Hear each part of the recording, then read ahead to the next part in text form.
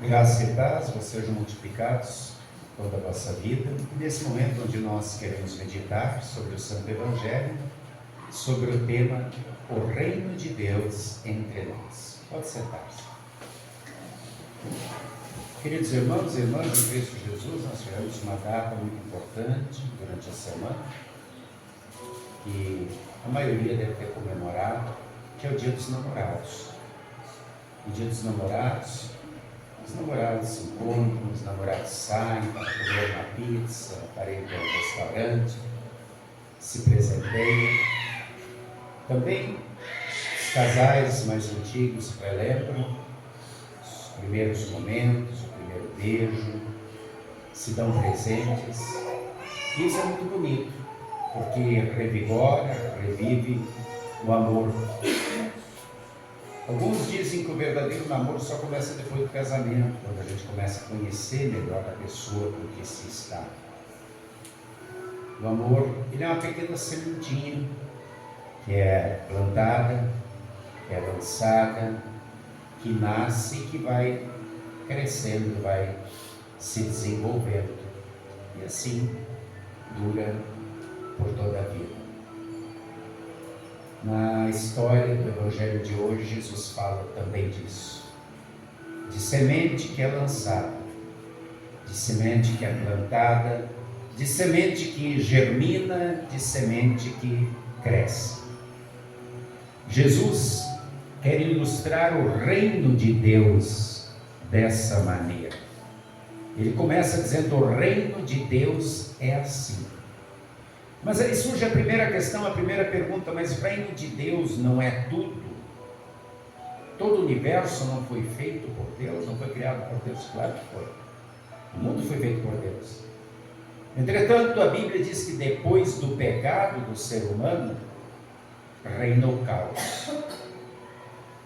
O mundo jaz no maligno. Portanto, quando Jesus fala de reino de Deus, ele fala de algo específico. E Jesus em vários momentos fala sobre o reino de Deus. E hoje, nesse texto do Evangelho de Marcos, capítulo 4, 26 a 34, ele 2 vezes usa esse termo: o reino de Deus é assim. O reino de Deus é assim como um homem que lança semente na terra. Reinados. Quando ouvimos essa expressão, nós lembramos de reis, de tronos, de majestades, de exércitos. Mas quando Jesus fala especificamente de reino de Deus, é porque ele quer fazer uma comparação com algum outro reino. É exatamente com esses reinos reinados, ele quer comparar com o reino dos homens. E qual é a diferença do reino de Deus e do reino dos homens? Em primeiro lugar, o reino dos homens é um reino visível. Nós o enxergamos. O reino de Deus, nós não enxergamos. É um reino invisível. É um reino que só é conhecido pela fé. Porque onde está o reino de Deus?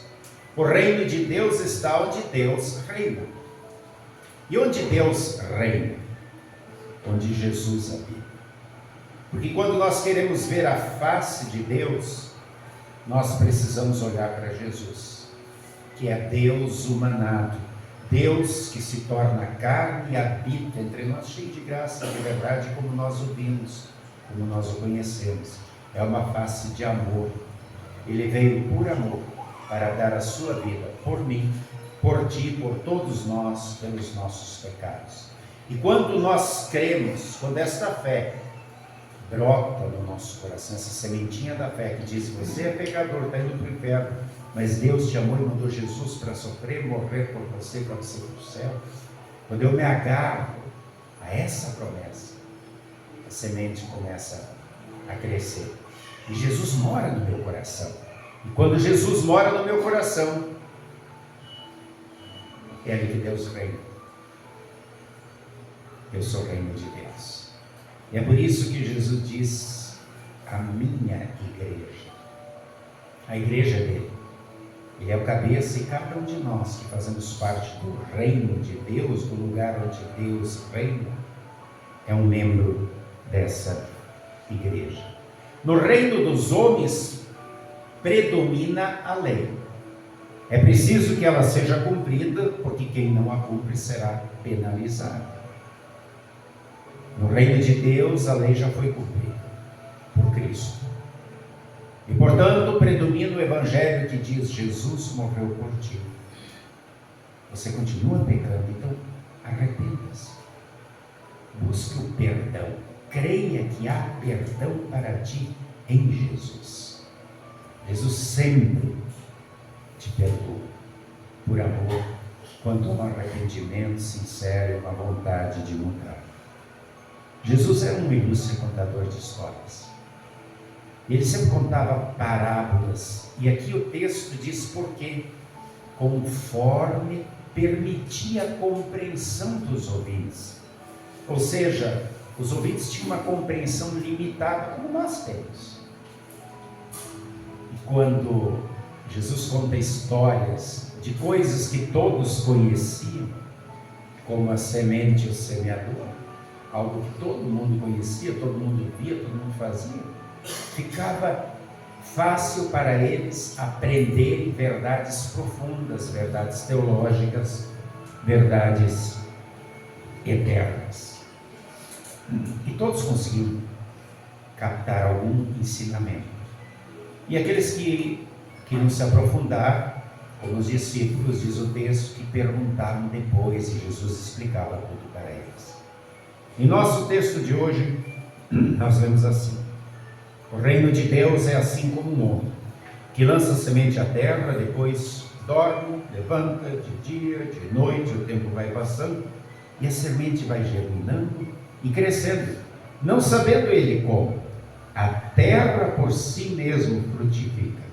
Primeiro a erva, depois a espiga, e por fim o grão cheio na espiga. O que Jesus está querendo dizer com isso? Ele está mostrando que o semeador, ele sabe que a parte dele é semear, é plantar, arar a terra, plantar a terra, molhar. Mas o crescimento, a questão do brotar, germinar, crescer, produzir a espiga, produzir fruto, isso não cabe a ele. Isso está na semente. Isso para nós causa um alívio, porque tira um pouco a nossa responsabilidade. Qual é a nossa função? É semear a semente, é falar do Evangelho, falar do amor de Jesus. Mas a conversão, a mudança de vida e o crescimento, isso não é com a gente. Nós precisamos cuidar da sementinha que foi lançada no nosso coração, e precisamos sempre regá-la, porque a semente precisa de água. Precisamos da água da vida, precisamos sempre ouvir mais e ler mais a palavra, porque é através do ouvir, do ler, do estudar da palavra que nós esclarecemos pontos controversos, que nós alimentamos a nossa fé e aprendemos cada vez mais. A semente vai crescendo e vai produzindo um fruto. É no participar da Santa Ceia, buscando a absolvição dos pecados, buscando a comunhão, que nós nos tornamos uma planta cada vez mais forte no reino de Deus. Semeamos, mas embora a semente tenha esse poder de vida, em muitos corações ela não brota. É como se uma semente fosse lançada aqui no piso, ela não nasce, porque o piso é duro, não tem como ela penetrar. E assim também é muito coração, tem muito coração que é duro. Aquelas pessoas que dizem: eu não quero saber disso, eu não quero saber de Jesus, eu não quero saber de evangelho, eu não quero saber de igreja, eu não tenho tempo para isso, eu quero curtir a vida, eu quero viver por mim mesmo, eu não quero nada disso. Entretanto, a culpa não é da semente, a culpa não é do Espírito Santo, a culpa é de quem endurece o seu coração. Porque a semente sempre é boa, é a mensagem do amor de Jesus através do Evangelho.